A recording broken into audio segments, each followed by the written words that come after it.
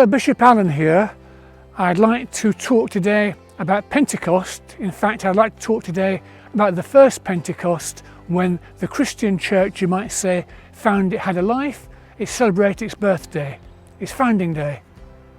You'll know that the disciples of Jesus and the apostles, they'd known Jesus, their lives had been changed by Jesus, but then suddenly the suffering, the death of Jesus seemed to transform everything. And they lost their faith, they lost hope, they ran away. And yes, we know that when the risen Lord appeared to them on Easter Sunday and afterwards, things seem to have changed, but yet we have to accept the picture of the church at Pentecost, which is they're in the upper room, they're in lockdown, they're terrified of the outside world. And the sense you get is, well, it's of despair, of a lack of confidence, a lack of hope, actually a lack of life. But then something happened, something mighty happened. If you read the Acts of the Apostles about that day, you find it talks about confusion and noise and light and whatever.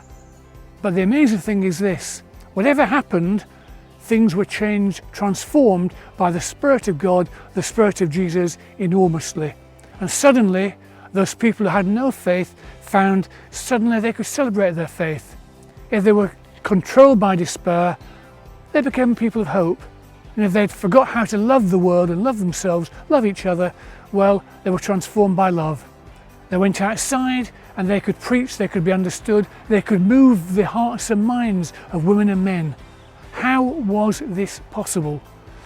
Well, St. Paul gives us a lovely little phrase. He says, gifts of the Holy Spirit, gifts of God are what count.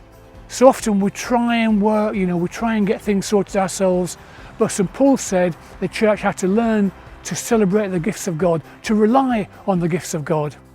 So I think today my message for Pentecost is this: many of you would normally be confirmed, perhaps before this date, on this date, whenever, and at the moment we've had a strange year when so many things we take for granted aren't happening anymore. But what I would say is this: look always to God, who controls things, to God who ultimately can give us all the great things we need, all the good things we need, and then celebrate today your need for the gifts of the Holy Spirit. If you find faith difficult, faith is a gift of the Holy Spirit. If you look around the world, you look at other people, you find love difficult, love is a gift of the Holy Spirit. What about those other things? Maybe there's a bit of turmoil inside. If you want peace, peace is a gift from God. And hope above all things, well, that can disappear so quickly, as all of us have found this year. But great hope, good hope, is always a gift of God. So have a wonderful Pentecost, a happy Pentecost, and wherever you are, I hope that you'll be confirmed by the gifts of God, by the grace of God, and that your life, by God's grace, will be ever greater, ever more wonderful, ever more loving.